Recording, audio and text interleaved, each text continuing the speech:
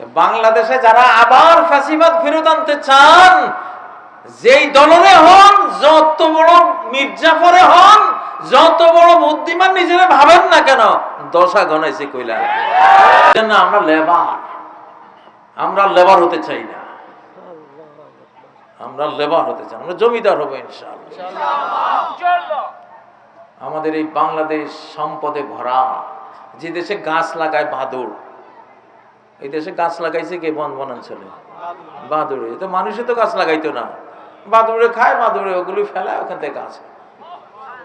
Saudi আরবে গিয়ে দেখেন একটা খেজুর গাছের পিছনে কয়েক লক্ষ রিয়াল খরচ করতে হয়। এখন চেঞ্জ হচ্ছে কিয়ামতের আগে। ওখানেও বাংলাদেশের বৃষ্টি আমি দেখি আসলাম সৌদি আরবে। আমি মেঘগুলিরে কইলাম, তোরা তো বাংলাদেশ থেকে আইছো, আমার দেশে এমন জাতীয় সঙ্গীত লেখছে, মা মা মা, একবারও আল্লাহর নাম নাই।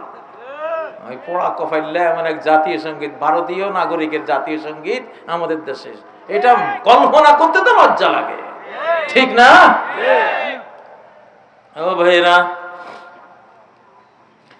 কোরআনের সাথে আমি মিলাই বাংলাদেশকে। কোরআনে একটা নৌকা ডুবির কাহিনী এখানে আছে সূরা কাহফে। পৃথিবীতে এখন সূরা কাহফের মতো দৃশ্যগুলি বাস্তবায়ন হবে ইনশাআল্লাহ। আল্লাহ তাআলা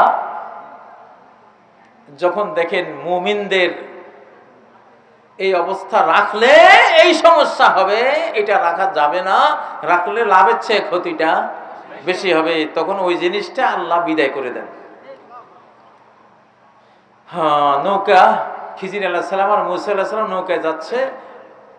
খিজির আলাইহিস সালাম জেনে গেছেন, আল্লাহ তাকে বার্তা দিয়েছেন যে একটা জালিম বাদশা ভালো নৌকা যা আছে সব নিয়ে যাচ্ছে, তুমি এই নৌকাটাকে ভেঙ্গে বাঁচিয়ে দাও, নৌকাটাকে ডুবিয়ে বাঁচিয়ে দাও। আল্লাহু আকবার। আমাদের স্বাধীনতা সূর্য ডুবে গিয়েছিল 1757 সালে নবাব সিরাজের হত্যাকাণ্ডের মাধ্যমে। আল্লাহ আমাদেরকে ডুবাই দিয়েছেন। কি করেছেন? ডুবাই দিয়েছেন। কারণ রাজত্ব চালাবার মতো সেই অ্যাবিলিটি, যোগ্যতা, বিশ্বস্ততা আমাদের ছিল না। এই দেশের মির্জাফররাই দেশ বিক্রি করে দিয়েছিল, ঠিক না? এমন জাতি দেশ রাখতে পারে না। আল্লাহ ডুবিয়ে দিয়ে অন্তত ঈমানটা বাঁচিয়ে দিয়েছেন। ডুবিয়ে দিয়ে ঈমানটা, যে তোরা নামাজ কালাম পড়, আল্লাহ বিল্লাহ কর, জিকির আজকার কর। আকরির গোদা চিনেন? আকরির গোদা, আকরির গোদা যখন শুকনা মৌসুম আসে, ও লতা পাতা সব ফেলে দেখো। এখন ভাই লতা পাতা খাওয়াইতে পারতাম না। লতার পিছনে, পাতার পিছনে যে পানিটা যাবে, সেই পানি তো আমার মাটিতে নাই। আমি কোনো মতে গোদাটা খালি বাঁচি থাকি। তখন আকরির গোদা নিজে বেঁচে থাকে। যেই আষাঢ় মাস আসে, বৃষ্টি পড়ে আস্তে করে, আস্তে করে, যে এখন আমার পাওয়ার আসতেছে, এখন সে লতা উপরে ছেড়ে দেয়, পাতা ছেড়ে দেয়, কিছুদিন পরে বড় বড় আকরি ধরে, ঠিক না? তো আল্লাহ তাআলা যে 1757 সালে আমাদের স্বাধীনতা সূর্য ডুবিয়ে দিয়েছিলেন, আর আকরির গোদার মতো ভেতরে শুধু লা ইলাহা ইল্লাল্লাহটা বুকে নিয়ে বাঁচিয়ে রেখেছিলেন। আল্লাহ জানতেন এক সময় পরিবেশ আসবে, তোরা জেগে উঠবি। আল্লাহু আকবার, লিল্লাহি তাকবীর, লিল্লাহি তাকবীর।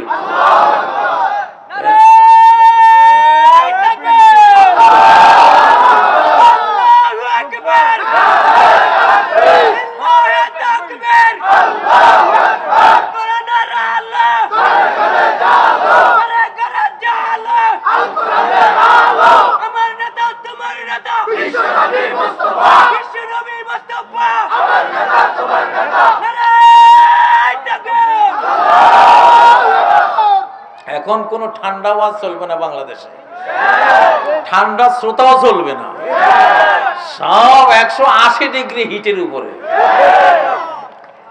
ঠান্ডা হয়ে গেলে মারা পড়বা। আমি সব বক্তাদেরকে আবদার জানাচ্ছি, কোন ঠান্ডা ওয়াজ করবেন। আলহামদুলিল্লাহ বক্তারা গরম ওয়াজ করে এখন। তাই না? 64 বছরের বক্তায় যখন টাইগারের মতন হুঙ্কার দেয়, তাহলে 20-22 বছর 30 বছর এগুলি কি করবো? মুসা আলাইহিস সালামের কথা ইজাহুল বুখারী কিতাবে লিখছে যে মাঝে মধ্যে উনি এমন হিটের বক্তৃতা দিতেন, টুপিতে আগুন লাগে যেত। জালালে নবুয়ত, নবুয়তের জালাল, আল্লাহু আকবার। এখন অধঃপতিত জাতির নেতা হইতে হয় সিরিয়াস গরম, এমন হিট দিবে, একজনের হিটে 18 কোটি মানুষের অন্তরে আগুন জ্বলিয়ে উঠবে। দেশটা তাকবীর ওরকম করে দাও।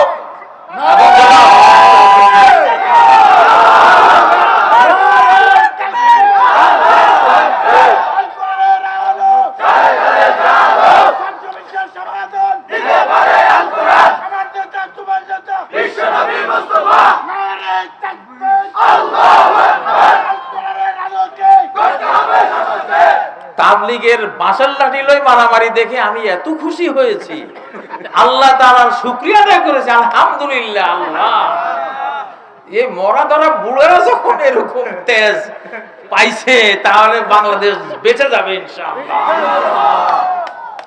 নজরুল হিন্দু মুসলমান রায়ট দেখে আনন্দে আত্মহারা হয়ে গান লেগেছে যে ইনশাআল্লাহ এই মারামারির ট্রেনিং ইংরেজদের বিরুদ্ধে কাজে লাগবে।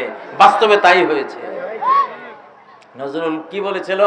জেগেছে মুসলিম, জেগেছে হিন্দু, বিজয় কেতন উড়া, বিজয়ের পতাকা উড়া তোরা। এরা জাগছে, এরা মারামারি করতেছে, শিখছে, এখন ট্রেনিং হচ্ছে, ঠিক না? তা আলহামদুলিল্লাহ। তা আজকে যে নৌকা ডুবির কথা বললাম, সেই ডুবন্ত বাংলাদেশ নৌকার মতো ডুবে গিয়েছিল। বহু বছর পরে নিজ ইমানের বলে জেগে উঠেছে, আলহামদুলিল্লাহ। একটা আধ্যাত্মিক আন্দোলন হয়েছিল, আধ্যাত্মিক বিপ্লব হয়েছিল। কেউ জানে না এই বিপ্লবের চক্ষুটা, এই সাইক্লোনের চক্ষুটা কোথায় ছিল, কেউ জানে না আল্লাহ ছাড়া। অল্প কয়েকটা লোকে জানে। এই বিপ্লব, একটা সাইক্লোনের একটা চোখ থাকে না, এই চোখের শক্তিতে 1000 কিলোমিটার ঘূর্ণি মারে, ঠিক না? এই বিপ্লবটা ওই বিপ্লব ছিল। এই জন্য সারা বিশ্ব হতবাক, কেমনে হলো? রাজনীতিবিদরাই বুঝে না এটা কেমন সম্ভব।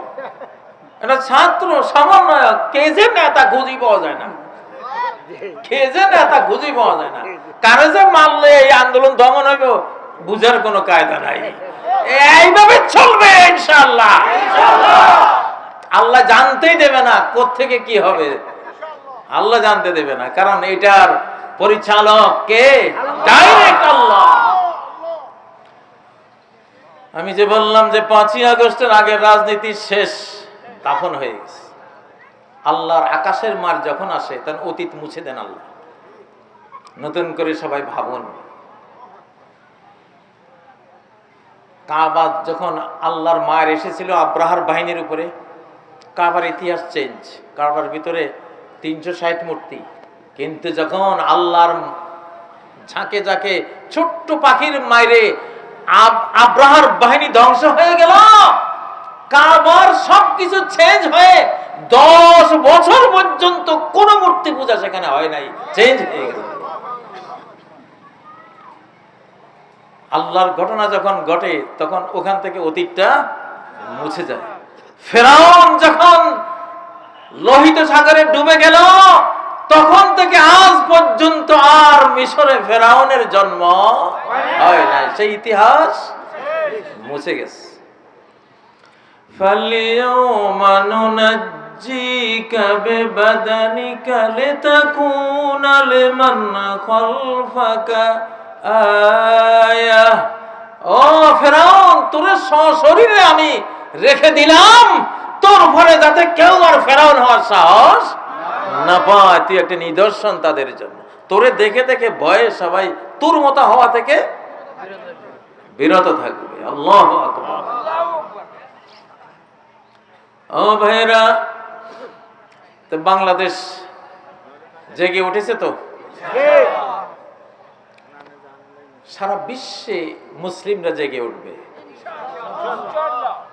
এখানে সূরা কাহফের দ্বিতীয় ঘটনা, একটা বাচ্চাকে খিজির আলাইহিস সালাম হত্যা করেছে। খেলতেছিল ফুটফুটে বাচ্চা, মাথা ধরে এক মোচড় দিয়ে মাথাটা ছিন্ন করে ফেলছেন। কারণ নবীরা কাউকে আঘাত করলে সে বাঁচে না। নবীরা আপাদমস্তক রহমত, ওরা কাউকে হিট করলে যারা হিট করে সে আল্লাহর রহমত থেকে মাহরুম হয়, বঞ্চিত, জীবন থেকে বঞ্চিত হয়ে যায়। মুসা আলাইহিস সালাম ফেরাউনের দারোগারে একটা থাপ্পড় দিছিলেন। উনি আইডিয়া করেন না যে এত বড় দারোগা, দারোগা মানেই তো একটা বিরাট হেভি ওয়েট, শক্তিশালী জিনিস। একটা থাপ্পড় দিলেন, মরে গেল। মরছে থাপ্পড়ের জোরে না, নবুয়তের আঘাতে। নবীর যে নবুয়তের পাওয়ার, ওই পাওয়ারে ওইটা শেষ হয়ে গেছে। নবীজি ইবনুল কামিয়া উহুদের ময়দানে ওনারে তলোয়ার দিয়ে এইভাবে মেরেছিলেন। ইবনুল কামিয়া এরকম এক কাফেরের ব্যাপারে নবীজি বলছেন যে ওরে আমি মারব। তো সে যুদ্ধের ময়দানে আসার পরে নবীজি বল্লম দিয়ে তার ঘাড়ে সামান্য একটু আঁচড়, নখ দিয়ে আঁচড় দিলে যেরকম আঁচড়টা দিছিলেন। সে বলতেছে আমি শেষ। কাফেররা কয়, তার দল বলে লোকেরা কয় যে তোর কি হয়েছে? কিছুই তো হয় না বেটা, তুই মরবি মানে? কয় না, মুহাম্মদ বলছে সে আমারে মারবে, আমি শেষ। আসলে যাইতে যাইতে রাস্তা সে মরে গেছে। নবীরা হিট করলে বাঁচে না, আলেমরা হিট করলেও হ্যাঁ, এই জন্য বলে আলেমদের মাংস হইল বিষাক্ত। লুহুমুল উলামা মাসমুমা। ইবনে আসাকির তার কিতাবে লিখেছেন যে সাহাবায়ে কেরাম বলতেন লুহুমুল উলামা মাসমুমা, আলেমের গোশত বিষাক্ত, গোশত খাইও না। মানে আলেমের গীবত, দুর্নাম, গালিগালাজ এগুলি যে করবে বিষক্রিয়া আক্রান্ত হবে, বিষক্রিয়ায় আক্রান্ত হবে। এটা মারাত্মক জিনিস। মধু, মৌমাছি যেটা, তার মধ্যে বিষ থাকে কিনা? কেন থাকে? মধু রক্ষার জন্য, মধু রক্ষার জন্য। তো কোরআন যে বুকে নেয় তার মধ্যে একটা বিষও আল্লাহ রাখেন যাতে কোরআনটা সে সংরক্ষণ করতে পারে। আল্লাহু আকবার। ও ভাইরা, এখন এই যে পোলাটারে মারলেন, এই কাহিনী কেন শোনাচ্ছেন আল্লাহ? ওখানে কষ্টটা কি ছিল? মারলো কেন? কয় যে পোলাটা তো এখন না নিষ্পাপ আছে, এটা বড় হলে বেঈমান কাফের হবে, এবং তার মায়া তার ইমানদার মাও কাফেরা হয়ে যাবে, বাবাও কাফের হয়ে যাবে, সর্বনাশ হয়ে যাবে। আর আল্লাহর কাছে কাফের হওয়া এত বড় মরণ, তার চেয়ে ফিজিক্যাল মরণ, বডিগত মৃত্যু হয়ে দুনিয়া থেকে চলে যাক ঈমান নিয়ে, এটা অনেক বড় তার সফলতা। মুসলিম বিশ্বে বহু মানুষকে অতীতে কিছুদিন আগে থেকে আল্লাহ সরাই দিয়েছেন, সামনে আরো সরাবেন। যারা থাকলে কোরআন আসতে পারবে না, যারা থাকলে কোরআন আসতে, এগুলি সব ডিলেট হয়ে যাবে। সাদ্দাম ডিলেট হয়ে গেছে। সাদ্দাম থাকলে ইরাকে এখন যে মুজাহিদরা, তাকবীর এবং ইসলামের মুজাহিদরা যে ফিলিস্তিনের পক্ষে লড়াই করে, এরা থাকতে পারতো না, বুঝেন না? হোসনি মোবারক ছিল মিশরে, আল্লাহ বিদায় করে দিছে। তারপরে তিউনিসে একটা ছিল, বিদায় করে দিছে। গাদ্দাফি একটা ছিল, বিদায় করে দিয়ে। এগুলি থাকলে ইসলামী হুকুমতের কথা বলা যাইতো না, আল্লাহ সরাই দিছে। বাংলাদেশে একটা ছিল, এইটা থাকলে ইসলাম তো দূরে থাকুক ভাই, দাঁড়ি টুপিলে বাঁচাইতো মুশকিল ছিল, আল্লাহ সরিয়ে দিছে কিনা? আরো আছে, আরো এই যে দশা ঘনাইছে, বিষয়বস্তু দিছি না আজকে, ওগুলির দশা ঘনাইছে, ওগুলির দশা ঘনাইছে। এই জন্য ভিতর থেকে বের হচ্ছে, আল্লাহ বাহির করে আনতেছে। ওরা হ্যাঁ, দর খেয়ালস মুলক ইজ্জো মেহতরি গুফতে আজরাইল রো আরে বরি। তার খেয়াল হলো আমি তো ঘোড়ায় চড়ছি, আমি এখন রাজকীয় পুরস্কার উপঢৌকন নেব, আমার কত ভবিষ্যৎ, কত কি।